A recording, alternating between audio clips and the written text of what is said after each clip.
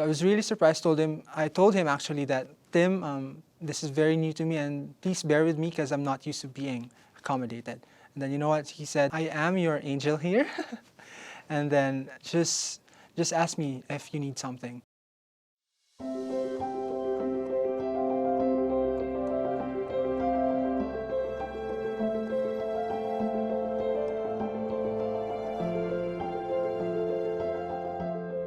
I'm Gerome Vallejos. I am a first-generation medical doctor from Dagupan City in Pangasinan. So my love for clinical research or science started actually junior year of high school.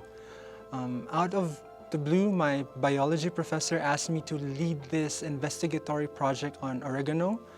And then one thing led to another. And then I went to nationals for this investigatory project. And then at that moment, I knew that I was going to pursue a science track or biology.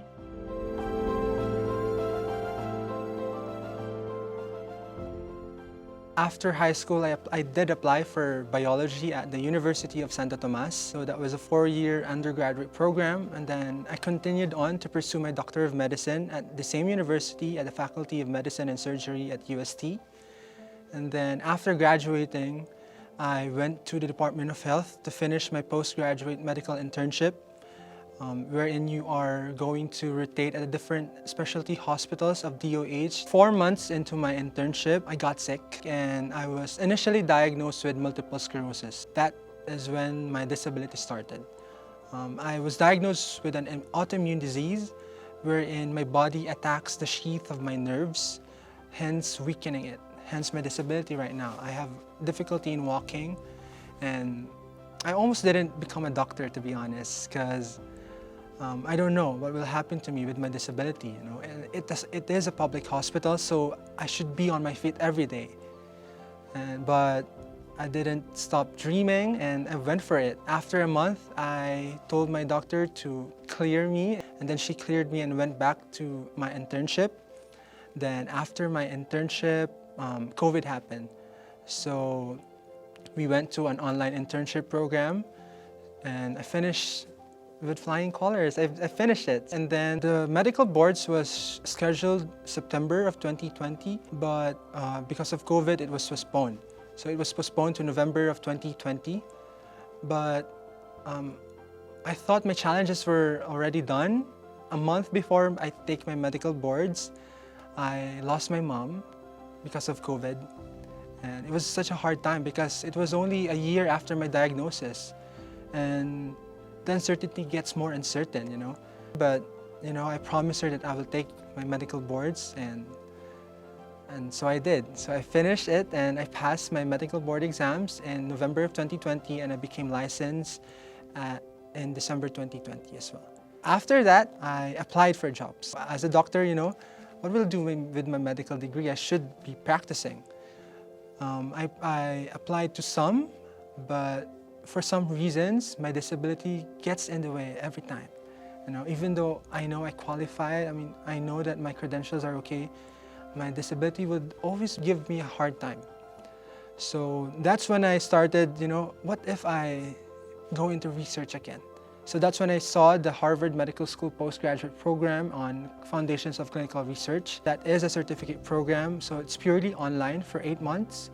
And they accepted me, you know. I told them that I am a doctor here and I've been really, sorry for the word, discriminated a lot.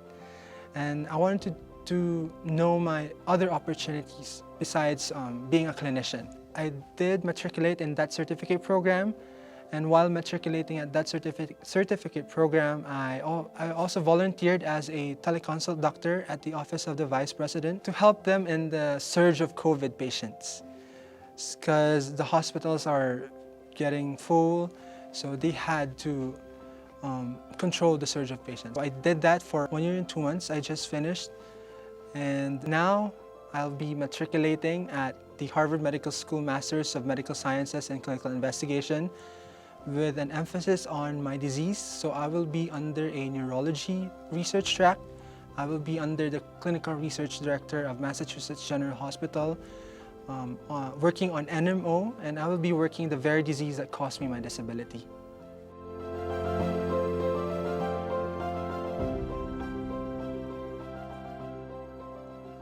While preparing for my visa interview for my student visa, I actually came across this Education USA interview with Tiffy Griffiths. I think she is a international student with a disability as well. She went to matriculate at Stanford University, and I watched that hour-long interview. It was a breath of fresh air because, again, as a student with a disability, I've never felt seen and heard at the same time with my requests, with my accommodations. And when I saw that interview, I know I was at the right track.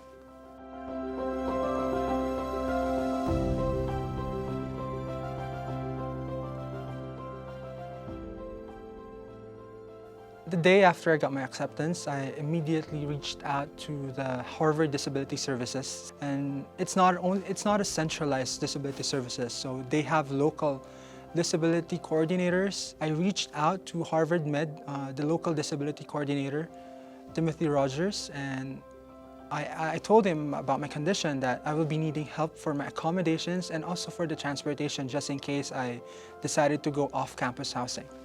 So I reached out to him, and then he immediately scheduled a Zoom 24 hours after my email, and then he asked me about my requests, whether I'll be needing railings for my bathroom, do I need a private bath, do I need a wheelchair accessible room. And so I told him everything that I will be needing. At first I was shy because I'm not used to being asked for my requests and not used to being granted access, I told him actually that, Tim, please bear with me because I'm not used to being accommodated. And then you know what? He said that, I am your angel here. And then just ask me if you need something. I received my housing contract, and then they actually accommodated everything that I requested. Tim reassured me that Boston is accessible when it comes to transportation. Also, Boston gets a lot of snow. I heard of that. So he told me that if, just in case you need to stay in, and since it gets slippery outside or the snow builds up, I can arrange for like a virtual lecture for you instead, so you don't have to go out of your housing.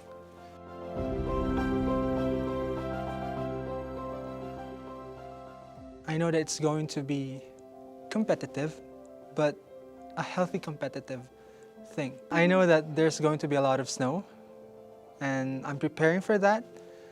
And also, I know that my voice will be amplified.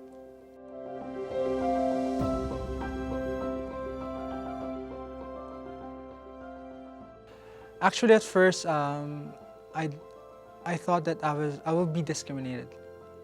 That's the first impression I thought of.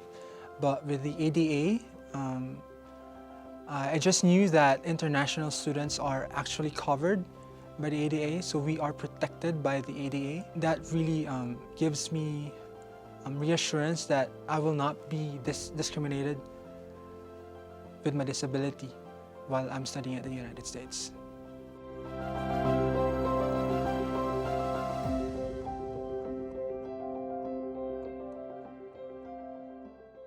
I think Education USA is the best bridge for us Filipinos to go to the United States for education. Feel free to approach them because even though I only had a little time from them, they accommodated me and they helped me very much.